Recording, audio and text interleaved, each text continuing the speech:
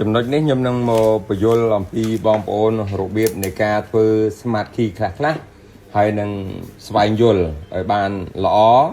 នៅក្នុងការធ្វើអញ្ចឹងយើង smart key យើងមិនមែនចេះតែធ្វើទេនៅពេលដែលអតិថិជនគាត់ដោះជាមួយនឹង smart key ឲ្យយើងធ្វើឲ្យយើងតាមដានជំហានដំបូងដែលយើងត្រូវតេស្តជាមួយនឹង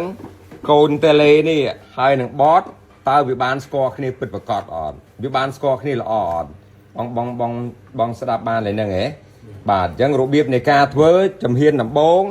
យើងត្រូវការតេស្តជាមួយនឹងកូនតេឡេហើយជាមួយនឹងបតនេះវានៅផ្ដល់រលក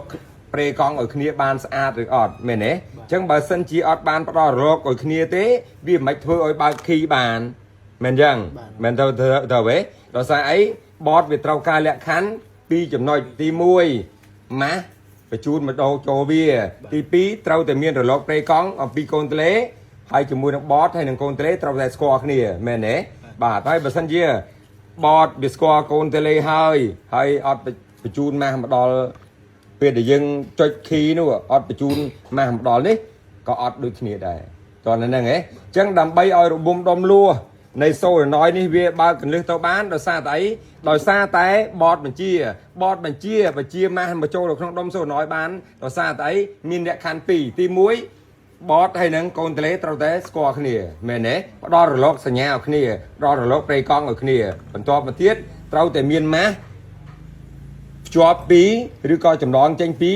កងតាក់ភ្ជាប់ម៉ាស់មកចូលនៅក្នុងបតទើបបតនេះនៅល្អស្អាតវានឹងបញ្ជា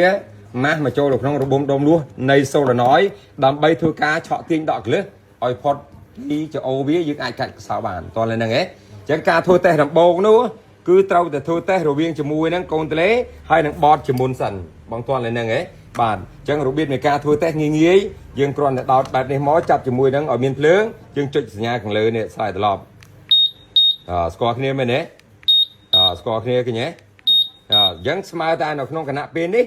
យើងចុច10ដងចុច5ដងស្មើនឹងវាស្រាយត្រឡប់10ដងដែរនោះបញ្ជាក់ថារវាងជាមួយនឹងកូនតេឡេហើយជាមួយនឹងបតនៅតែមានការទំនាក់ទំនងគ្នានៅតែស្គាល់គ្នាបានល្អយល់ទេអញ្ចឹងមូលហេតុអីបានជា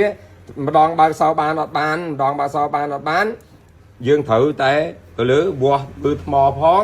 ហើយជាមួយនឹងបេតុងបញ្ជូនម៉ាស់នេះផងដែរតោះនៅនឹងអត់ខ្លាចគីឡូបេតុងបញ្ជូនម៉ាស់នេះនៅពេលដែលយើងបើកកូនតេឡេហើយយើងចុចទៅវាអត់មកយល់ទេម៉ាស់អត់បានបញ្ជូនមកដល់បតក៏វាមិនបានបញ្ជាម៉ាស់ចូលទៅក្នុងរបុំដុំលួសសូណយវាក៏មិនអាចដកកលឹះនៅតែកាច់សោអត់បានបដដែលយល់ទេហ្នឹងហ៎បាទអញ្ចឹងនៅក្នុងគណៈពេលនេះគឺតេស្ត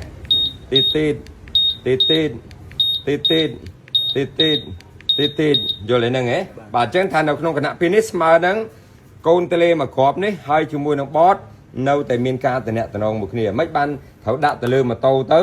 មិនបានកាច់សោបានយើងធ្វើតេស្តស្អាតល្អហើយនៅតែបើកសោបានទៀតនោះបញ្ជាក់ថាប៉ះពាល់ទៅលើឬក៏មានបញ្ហាទៅលើសំណុំខ្សែភ្លើងនៅលើម៉ូតូហ្នឹងតែម្ដង